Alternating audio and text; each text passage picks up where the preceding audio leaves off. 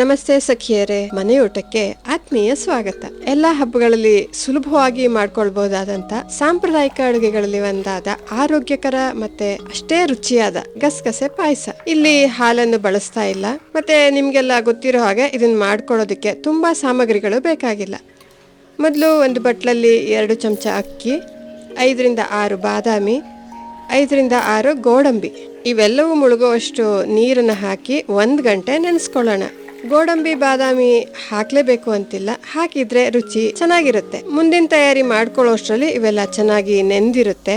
ಮುಂದಿನ ತಯಾರಿ ಅಂದ್ರೆ ಗಸಗಸೆಯನ್ನ ಹುರ್ಕೊಳ್ಳೋದು. 2 ಚಮಚದಷ್ಟು ಗಸಗಸೆಯನ್ನ ಸ್ವಲ್ಪ ಬೆಚ್ಚಗೆ ಮಾಡ್ಕೊಳ್ಳೋಣ. ಇದನ್ನ ತುಂಬಾ ಹುರ್ಕೊಳ್ಳೋದು ಬೇಡ. ಇದರಲ್ಲಿರೋ ಹಸಿ ವಾಸನೆ ಹೋಗಿ ಸ್ವಲ್ಪ ಚಟಪಟ ಅನ್ನೋವರೆಗೂ ಹುರ್ಕೊಂಡ್ರೆ ಸಾಕು. ಇಷ್ಟು ಹುರ್ಕೊಂಡ್ರೆ ಸಾಕು. ಇದನ್ನ ಬೆಚ್ಚಗೆ ಇರುವಾಗಲೇ ಮಿಕ್ಸಿ ಜಾರಲ್ಲಿ ಹಾಕಿ ಪುಡಿ ಮಾಡ್ಕೊಳ್ಳೋಣ. ಇದ್ರ ಜೊತೆಗೆ ಅರ್ಧ ಬಟ್ಲು ಒಣ ಕೊಬ್ಬರಿ ತುರಿಯನ್ನು ಹಾಕಿ ಸಾಧ್ಯವಾದಷ್ಟು ನುಣ್ಣಗೆ ಪುಡಿ ಮಾಡ್ಕೊಳ್ಳೋಣ. ಗಸಗಸೆಯನ್ನ ಕೊಬ್ಬರಿ ಜೊತೆಗೆ ಪುಡಿ ಮಾಡ್ಕೊಳ್ಳೋದ್ರಿಂದ ನುಣ್ಣಗೆ ಪುಡಿ ಮಾಡ್ಕೋಬಹುದು. ಇಲ್ಲ ಅಂದ್ರೆ ಗಸಗಸೆ ಸಣ್ಣ ಸಣ್ಣ ಕಾಳುಗಳು ಆಗಿರೋದ್ರಿಂದ ಬೇಗ ಪುಡಿ ಆಗೋದಿಲ್ಲ.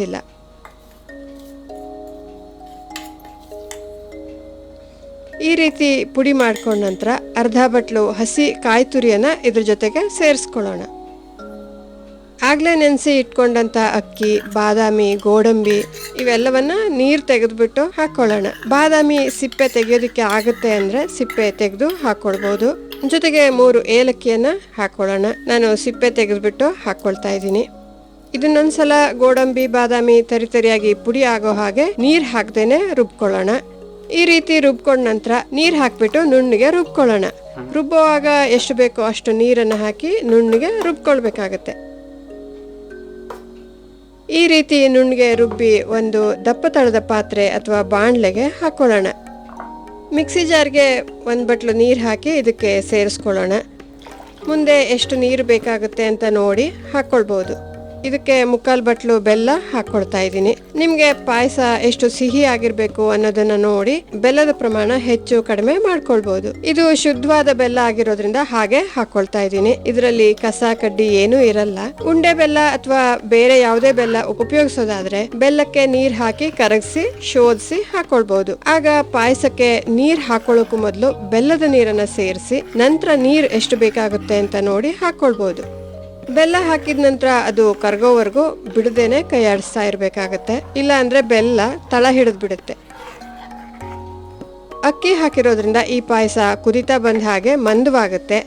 ಯಾವ ಹದ ಬೇಕು ಅಂತ ನೋಡ್ಕೊಂಡು ನೀರ್ ಹಾಕೊಳ್ಬೇಕಾಗತ್ತೆ. ಇದನ್ನೊಂದು 3-4 ನಿಮಿಷ ಕುದಿಸ್ಕೊಳ್ಳೋಣ. ಸ್ವಲ್ಪ ಬಿಸಿಯಾಗಿ ಕುದಿತಿದ್ದ ಹಾಗೆ ಬಿಡದೇನೆ ಕೈ ಆಡಿಸ್ಕೊಳ್ಬೇಕಾಗತ್ತೆ. ಇಲ್ಲ ಅಂದ್ರೆ ಉಕ್ಕಿ ಹೊರಗಡೆ ಚೆಲ್ ಹೋಗುತ್ತೆ. ಈ ರೀತಿ ಕುದಿ ಬಂದ ನಂತರ ಉರಿ ಕಡಿಮೆ ಮಾಡಿಕೊಂಡು ಬಿಡದೇನೆ ಕೈ ಆಡಿಸ್ಕೊಂಡ್ರೆ ಉಕ್ಕಿ ಮೇಲ್ಗಡೆ ಬಂದು ಪಾತ್ರೆಯಿಂದ ಹೊರಗೆ ಚೆಲ್ಲಲ್ಲ. ಹೀಗೆ ಸಾಕಷ್ಟು ಚೆನ್ನಾಗಿ ಕುದಿಸ್ಕೊಂಡ್ಮೇಲೆ ಇದಕ್ಕೆ ಸ್ವಲ್ಪ ತುಪ್ಪದಲ್ಲಿ ದ್ರಾಕ್ಷಿ ಗೋಡಂಬಿ ಹುರಿದು ಹಾಕಿದ್ರೆ ಆಯ್ತು. 2 ಚಮಚದಷ್ಟು ತುಪ್ಪ ಹಾಕಿ ಅದು ಬಿಸಿ ಆಗ್ತಿದ್ದ ಹಾಗೆ ಸ್ವಲ್ಪ ಗೋಡಂಬಿ ಹಾಕಿ ಇದನ್ನೊಂದು ನಿಮಿಷ ಕೈ ಆಡಿಸ್ಕೊಳ್ಳೋಣ. ಗೋಡಂಬಿ ಬಿಸಿ ಆಗ್ತಿದ್ದ ಹಾಗೆ ದ್ರಾಕ್ಷಿನೂ ಹಾಕಿ ಗೋಡಂಬಿ ಕೆಂಪಗಾಗಿ ದ್ರಾಕ್ಷಿ ಉಬ್ಬೋವರೆಗೂ ಕೈ ಆಡಿಸ್ಕೊಳ್ಳೋಣ. ನೋಡಿ, ಈಗ ದ್ರಾಕ್ಷಿ ಉಬ್ಬಿದೆ, ಗೋಡಂಬಿ ಕೂಡ ಕೆಂಪಗಾಗಿದೆ. ಇದನ್ನ ಪಾಯಸಕ್ಕೆ ಸೇರಿಸಿದ್ರೆ ರುಚಿಯಾದ ಆರೋಗ್ಯಕರ ಗಸಗಸೆ ಪಾಯಸ ತಯಾರಾಗೇ ಬಿಡ್ತು. ಬಿಸಿ ಬಿಸಿಯಾಗಿ ತುಪ್ಪದ ಜೊತೆ ಬಡಿಸ್ಬೋದು. ತುಪ್ಪ, ಬೆಲ್ಲ, ಏಲಕ್ಕಿಯ ಘಮ ತುಂಬಾ ಚೆನ್ನಾಗಿ ಬರ್ತಿದೆ. ಇಲ್ಲಿ ನಾನು ಹಾಲನ್ನ ಉಪಯೋಗಿಸಿಲ್ಲ. ಪಾಯಸ ಪುನಃ ಬಿಸಿ ಮಾಡೋದಾದ್ರೆ ಹಾಲು ಹಾಕಿದ್ರೆ ಒಡೆದ ಹಾಗೆ ಆಗುತ್ತೆ ಅಂತ.